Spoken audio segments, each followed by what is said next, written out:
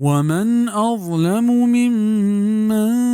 ذكر بآيات ربه فأعرض عنها ونسي ما قدمت يداه إنا جعلنا على قلوبهم أكنة أن يفقهوه وفي آذانهم وقرا وإن تدعهم إلى الهدى فلن يهتدوا إذا